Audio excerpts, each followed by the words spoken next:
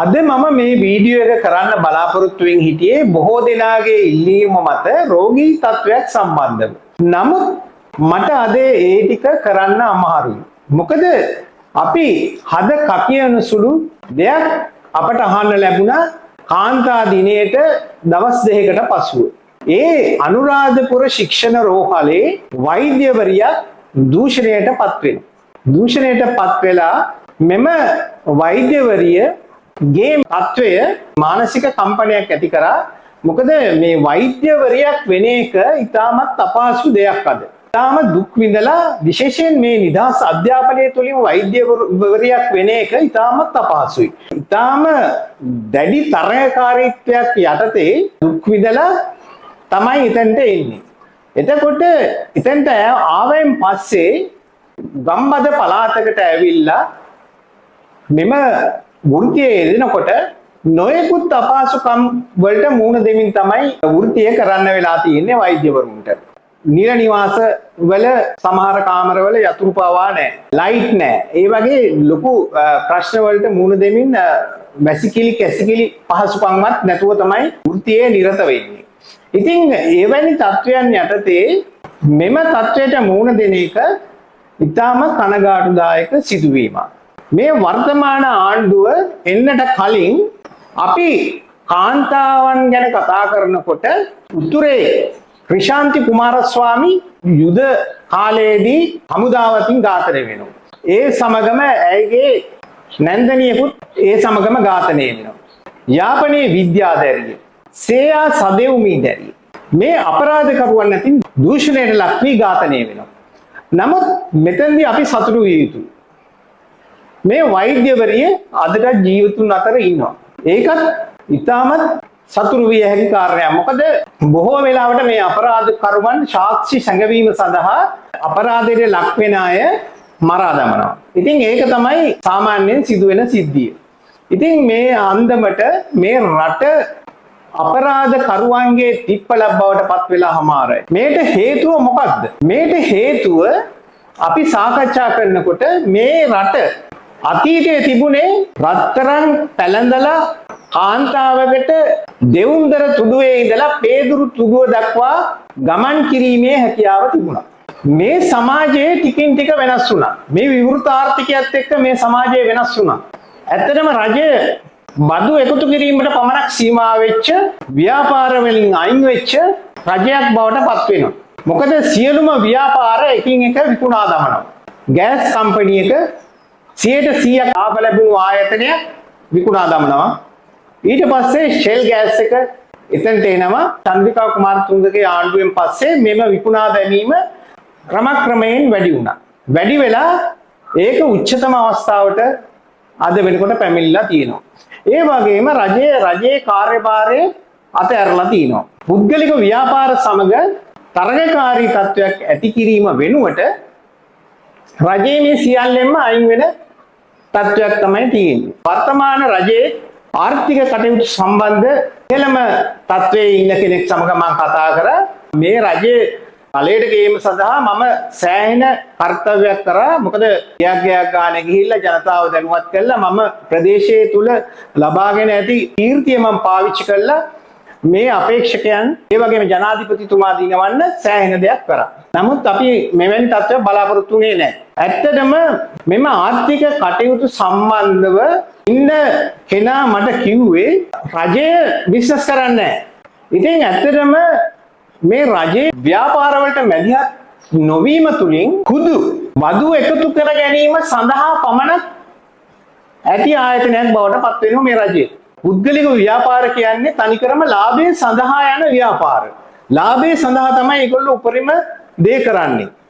දැන් ඒක හොඳටම තේරෙනවා. ජනාධිපතිතුමා කියන විදිහට මේකේ ආණ්ඩු 4ක් 5ක් තියෙනවා. එහෙම නැත්නම් 10ක් 15ක් තියෙනවා. කුඩා ආණ්ඩු. මේක කියන්නේ ඇත්තටම විධායක ජනාධිපතිතුමා. විධායක බලතල සහිත ජනාධිපතිතුමා තමයි මේක කියන්නේ. ඉතින් ඇත්තටම ඒක ඛේදනීය තත්වයක්. මේ රටේ මේ අපේ ආර්ථිකය අපට හසුරවන්න අපේ ආර්ථිකය සම්බන්ධයෙන් තීරණ ගන්න බැරි තත්වයකට අද මේ රටපත් වෙලා තියෙනවා. විශේෂයෙන් IMF World Bank එකට අනුව තමයි අපේ රට අද දුවන්නේ. එතකොට මේක ඇත්තටම මේ මිනිස්සුන්ට අර ලෙනින් කියලා තියෙනවා නොවලහා සත්‍ය ප්‍රකාශ කරන්න. මේක තමයි සත්‍යය. එතකොට කවුරු හරි මේක ප්‍රකාශ කරන්නේ නැත්නම් අපි හරි ප්‍රකාශ කරන්න ඕන. ඇත්තටම අද තියෙන්නේ මේ නව ලිබරල් ධනවාදී ආර්ථිකය. මේ නව ලිබරල් ධනවාදී ආර්ථිකයත් ඊළඟට මේක ගෝලීය ධනවාදයේ සමග ගැට ගැහිලා තියෙනවා. ඉතින් මේ තවදුරටත් මේක වේගවත් කරන්න තමයි මේ නව ඩිජිටල් කරන අමාත්‍යාංශයක් ඇවිල්ලා තියෙන්නේ. මේ තුලින් ගෝලීය ධනවාදයේ සමග මේක ගැට ගැහෙනවා. අපි ලැබපු ලොකුම වාසනාව තමයි මේක දූපතක් වුණේ. මේ ගෝලීය ධනවාදයට මුහුණ දෙන්න වටේට අපිට සාගරයක් තියෙනවා. ඒ වගේම සාගරයේ අපිට මත්ස්‍යයින් ඉන්නේ. අපේම දෙයක් අපේ ස්වයංපෝෂිත ආර්ථිකයක් ගොඩනගා ගැනීමට අපිට සියලුම දේවල් අපට ස්වභාව ධර්මයෙන්ම ලැබිලා තියෙනවා. මේ ගෝලීය ධනවාදයත් සමග ගැට ගැසීම ඉතාමත් අපරාධයක්. ඉතින් මේක ඇත්තටම මේක අපිට ස්වාධීනම අපිට අපේ දෙපයින් නැගී සිටීමේ හැකියාව තියෙනවා. ඒකට අපි ලෝකේ අපට වෙනත් විවිධ බලවේග තියෙනවා. අපි දැන් රුසියාව ගත්තොත් පුටින් එන්න කලින් තිබුණේ මාෆියා කල්ලි රැසක පාලනය. අද අන්න කුමාර දිසානායක සහෝදරයා කියන වගේ මාෆියා කල්ලි රැසක පාලනයක් තමයි එතකොට තිබුණේ. නමුත් ඒක පුටින් ඇවිල්ලා ඒ ටිකින් ටික එක වෙනස් කරලා අද වෙනකොට මේ යුද්ධයක් කරමින් උනත් රුසියාව ඉතාමත් ඉහළ ජීවන මට්ටමක් මිනිස්සුන්ට ලබා දෙන්න හැකියාව ලැබිලා තියෙනවා. ඉතින් අපිට මිතුරු බලවේග මේ අපි යුද්ධය කරද්දිත් අපිට මිතුරු බලවේගයක් ලෙස මේ චීනයත් රුසියාවත් අපිට ආධාර කරා. ඉතින් අපිට ඇත්තටම මේ තියෙන තත්ත්වයෙන් අපිට ඇත්ත හිතවතුන් අපිට ගොඩනගා ගන්න පුළුවන්. සත්‍ය හිතවතුන් අපිට ගොඩනගා ගන්න පුළුවන්. ඉතින් එවැනි තත්ත්වයක් තියාගෙන තමයි අපි මේ ඉන්දියාවෙන් ඉඳලා ලංකාවට තෙල් නල එලන්න හදන්නේ. ඊළඟට වෙනත් දේවල් කරන්න හදන්නේ මෙවැනි දෙයක් අපිට කරන්න හැකියාව තියෙද්දි. ඊළඟට මේ ඉන්දියාවයි ලංකාවයි යා කරලා පාලම් හදන්න. ඉතින් එනේ මේ වගේ දේවල්. ඊළඟට අපි දන්නවා ඉන්දියාවෙන් ඇවිල්ලා අපේ මත්ස්‍ය අස්වැන්න නෙලාගෙන යනවා. අද උතුරේ ජනතාවට ඊටාම කනගාටු දායක තත්වයකට තමයි මුහුණ දෙන්න සිද්ධ වෙලා තියෙන්නේ. උතුරු ජනතාවගේ දැල් කපාගෙන ට්‍රෝලර් යාත්‍රා යනවා. ඊටාම අපහසු තත්වයකට උතුරේ ජනතාව අද මුහුණ දීලා තියෙනවා. එදා ඉන්දියන් විරෝධය ඇති වුණේ දකුණෙන්. නමුත් මෙදා ඉන්දියන් විරෝධය ඇති වෙලා තියෙන්නේ උතුරේ. උතුරේ ජනතාව පැහැදිලි ලෙසම ඉන්දියාව සමග ගැටෙන තත්වයකට ඇවිල්ලා ඉවරයි. එවැනි තත්වයන් යටතේ ගෝලීය ධනවාදයත් සමග ගැට ගැසුණු අපේ ආර්ථිකය සැබෑ මාවතකට ස්වයංපෝෂීය ආර්ථිකයක් ගොඩනැගීම සඳහා ගෙන යා යුතුයි. ඇත්තටම මේ ගෝලීය ධනවාදයත් සමග එකට ඈඳුණු නව ලිබරල් ධනවාදී ආර්ථිකය ඒ සමගම මේ එන සංස්කෘතියක් තියෙනවා පාදඩ සංස්කෘතිය. මේ පාදඩ සංස්කෘතිය තමයි මේ දේවල් අද සිදු කරන්නේ. මේ පාදඩ සංස්කෘතිය විද්‍යාඝාතනේ, ක්‍රිෂාන්ති කුමාරස්වාමි ඝාතනේ, ඊට පස්සේ සේයා සදෙව්මී ඝාතනේ. කොහොම වුණත් අපි සතුටු වෙනවා මේ වෛද්‍යවරිය මරා දැමීමෙන් තොරව අපිට ලැබීම ගැන. ඉතින් ඇත්තටම මෙවැනි තත්ත්වයක් තමයි මේ අපේ රටේ තියෙන්නේ. මේ සමාජ පාදඩකරණයක් මේකම එනවා. දැන් අපේ ටීවී එකක් ගත්තොත් ඇඳුම් අඩුයි. මිනිස්සුගේ කාමයේ ඇවිස්සෙන ජීවන රටාවක් තමයි ඒවෙන් ගෙන එන්නේ. මගේ ගේ ළඟ ඉඳලා කිලෝමීටර් 3-4ක් මේ වටේට බැලුවොත් ස්පා තියෙනවා 1000ක් විතර. එතකොට මේ ස්පා වල කරන්නේ මොකද්ද? මේ ස්පා වල කරන්නේ මිනිස්සුන්ගේ ආශාවල් සන්තරපණය කරන එක. ඇත්තටම කරන්නේ ඒක. මිනිස්සුන්ට කාම ආස්වාදය ලබා ගැනීම සඳහා තමයි වැඩි හරියක් 90%ක් මේ ස්පා තියෙන්නේ. ඒවා පැය 24ෙම වැඩ කරන ස්පා. ඒ වගේම පසුගිය ආණ්ඩුවේ ඇමතිවරයෙකුට ස්පා ගණනාවක්ම මේ අතර තියෙනවා. මේවට යන මිනිස්සු ඊට පස්සේ අර්ධ වශයෙන් සන්තර්පණයක් ලබලා එළියට එන මිනිස්සු බලනවා උපරිම සන්තර්පණයක් සඳහා කොහොමද යන්නේ කියලා. මේ කාම ආස්වාදය ලබා ගන්නේ කොහොමද කියලා. මේ අය සමාජයට ගිහිල්ලා හුදෙකලා කාන්තාවන් ඔවුන්ගේ ගොදුරු බවට පත් කරගන්නවා. ඉතින් මේක තමයි ඊළඟට අපි දන්නවා නොයෙක් මත්ද්‍රව්‍ය අද වෙනකොට මේ ලංකාවේ ගංජාවල ඉඳලා අයිස් දක්වා ඒ වගේම හෙරෝයින් දක්වා මේ මත්ද්‍රව්‍ය අද වෙනකොට මේ රට ගිලගෙන හමාරයි. මේ පාතාලයේ ගොඩ නැගෙන්නේ කුලියට මිනිමැරුම් හරහා මත්ද්‍රව්‍ය හරහා මේ පාතාලයේ පිහිවිලා තියෙන්නේ ඒකින්ද. ඊටාම අවාසනාවන්ත තත්යකට අද රට ගොඩදුරු වෙලා ඉවරයි. සාමාන්‍යයෙන් සතියකට ඝාතන දෙක තුනක් සිද්ධ වෙනවා. ඉතින් මේ වගේ ඝාතන සංස්කෘතිය දකින කාන්තාවන් දූෂණය කරන තත්වයක් අද මේ රටට ඇති වෙලා තියෙනවා. මේ තත්වය ඊටාම කනගාටුදායකයි. මොකද කාන්තාවකට තනියෙන් රැයට ගමනක් යන්න බැරි නම් ඒ වගේම රැකියාවක් කරන්න බැරි නම් කාන්තාවක් වී ඉපදීම ඊටාම අවාසනාවන්තයි. මම ඇමරිකාවේ අවුරුද්දක් පමණ හිටියා. ඒ අවුරුද්දක් පමණ කාලය මම දැක්ක රෑ 10ට කාන්තාව වැඩට යනවා. කාන්තාව වැඩට ගිහිල්ලා උදේට එනවා. ඒ තනියෙන් යන්නේ බස් එකක නැගලා ඒ අය යන්නේ. නමුත් අපේ රටේ ඒ තත්ත්වේ නැහැ. අපේ රටේ කාන්තාවකට රැයට යන්න බෑ. මේ සංස්කෘතිය ඇති කරේ කවුද? මේ සමාජාර්ථික පරිසරය විසින් තමයි මේක ඇති කරලා තියෙන්නේ. මේ සමාජාර්ථික පරිසරය වෙනස් කරන්න නැතුව කිසිදාක මේක වෙනස් කරන්න බෑ. ඊළඟට ඉන්දියාව ඊටාම සංස්කෘතික වශයෙන් හොඳ තැනක තිබුණු රටක්. නමුත් මේ මං හිතන්නේ අවුරුදු 15ක් 20ක් ඇතුළත ඉන්දියාව පුදුම වෙනස් වීමකට ලක් වුණා. මං අවුරුදු 15කට විතර ඉස්සෙල්ලා ඉන්දියාවට ගියා.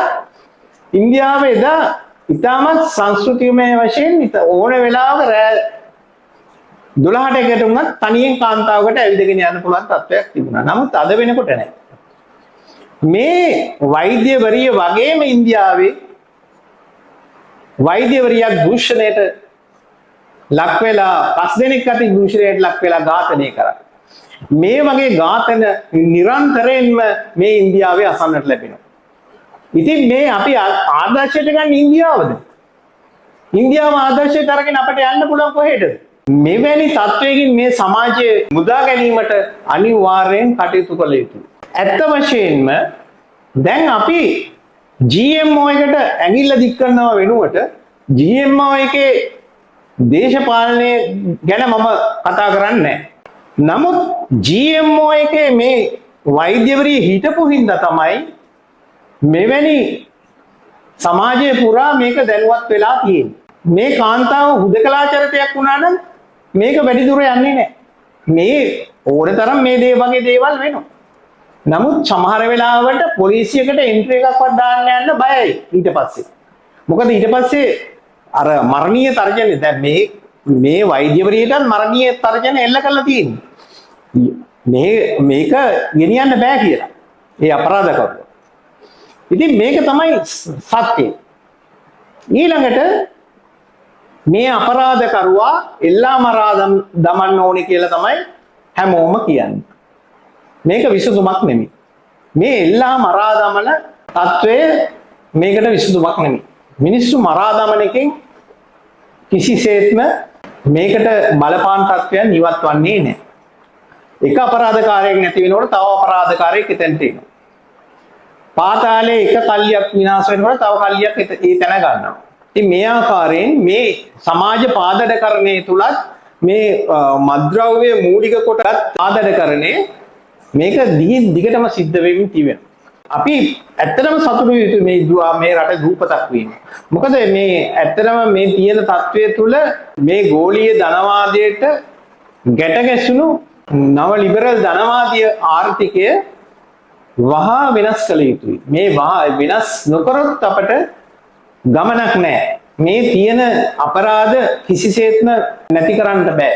දැන් ගොඩක් අය කිව්වා මේ අපි ආපු ගමන් පැය දෙකෙන් අපරාධ ඉවරයි. හමුදාවේ අයත් කිව්වා. ඉතින් ඒ වගේ හමුදාවෙන් පැන ආය අතින් ගොඩක් අපරාධ පහුගිය කාලේ වෙලා තියෙන්නේ. මේ ආකාරයෙන් මේ සමාජ පාදඩකරණය තුල මෙම දේ දිගින් දිගටම සිදු වෙනවා. ඒක කාටවත් නවත්තන්න බැරි දෙයක්. මොකද ඉන්දියාවෙත් ගත්තොත් ඉන්දියාවෙත් මේ ටිකම වෙනවා. කාන්තාවන් දූෂණය වෙනවා, ඝාතනය වෙනවා. ඊළඟට බංග්ලාදේශයේ මේ නගක් වෙනකන් ඒ තත්ත්වයේ තිබුණා. නමුත් දැන් පවතින ආණ්ඩුව ඉතාමත් ජනතා හිතවාදී ආණ්ඩුවක්. ඒක හොඳින් වුන් කරගෙන යනවා. පාකිස්තානයේ, ඇෆ්ගනිස්තානයේ මේ තත්ත්වයන්ම තමයි තියෙන්නේ. මේ ආසියාව පුරාම තියෙන්නේ මේ නව ලිබරල් වාදයේ අඳෝනාව. ඉතින් මේ ගැන අපි දේවතාවක් හිතන්න ඕන. මේක දේවතාවක් හිතන්න ඕන. මේ తත්වය වෙනස් කර ගැනීම සඳහා අපි කටයුතු කළ යුතුයි. ඒ සඳහා නොවලහා කටයුතු කරන්න ඕන ආණ්ඩුවක් වශයෙන් මේ පවතින ආණ්ඩුව මේ ජනතාව පීඩනයට පත් කරන්නේ නැතුව තවදුරටත් මේ රටේ සාගින්න ගත්තොත් සාගින්න 60%ක් ජනතාව වේල් දෙකයි කන්නේ. 60%ක් ජනතාව වේල් දෙකයි කන්නේ. ඊළඟට මේ වේල් දෙකක් කන ජනතාව සමහරලාට ඒ 60% තුල ඉන්න ජනතාව සමහරලාට එක වේලක් කන අයත් මේකේ ඉන්නවා. ඒ වගේම සාගින්නෙන් ඉන්න කොටසකුත් ඉන්නවා. මේ ආකාරයෙන් ජනතාව ඉතාමත් පීඩනයටපත් වෙලා තියෙන්නේ. ඉතින් ගොඩක් වෙලාවට මේ ආහාර ඖෂධ මත පනවා ඇති වැඩබද්ද ඉවත් කරනවා කියලා තමයි මේ ආණ්ඩුව බලයට ආවේ. නමුත් අද වෙනකන් ඒ දේ සිද්ධ වෙලා නැහැ. බෙහෙත් මිල දිනින් දිනට ඉහළ යනවා. ආහාර මිල දිනෙන් දින ඉහළ යනවා. ඉතාමත් අවාසනාවන්ත තත්යකට අද වෙනකොට ජනතාව මුහුණ පා සිටිනවා. ඉතින් මෙවැනි අපරාධත් මේක එකට මේ සමාජ ආර්ථික පරිසරය සමග ගැට ගැසුණු දෙයක් තමයි මේ කාන්තාවන්ගේ දූෂණ අපරාධ පාතාලේ මේ සියලු දේ එකට ගැට ගැහිලා තියෙන්නේ මේ නව ලිබරල් ධනවාදය සමග. ඒ වගේම ගෝලීය ධනවාදය සමග. මේ ඩිජිටල් කරන අමාත්‍යාංශයක් දාලා තියෙන්නේ ඒකටම තමයි. මේ ඩිජිටල් කරණය තුල මේක සම්පූර්ණයෙන් ගෝලීය ධනවාදය සමග එකතු වෙනවා. මුදල් නැති රටක් බවට පත් කිරීමේ අවශ්‍යතාවය. මේ අපි කරන හැම ට්‍රාන්සැක්ෂන් එකකම යම්කිසි මුදලක් රජයට යනවා. එතකොට බදුත් එක්ක තව බදු උපයන ක්‍රම තමයි ඒවා. මේ ආකාරයෙන් ඊටම අවාසනාවන්ත ඉරණමකට අපේ රටපත් වෙමින් යනවා. ඒ ගැන මගේ ප්‍රේක්ෂකයන් දැනුවත් කරන්නයි මම මේ වීඩියෝ එක කරේ. එසේනම් යහපත් දේශයක් කරා අපේ දේශය අවදි කරමු.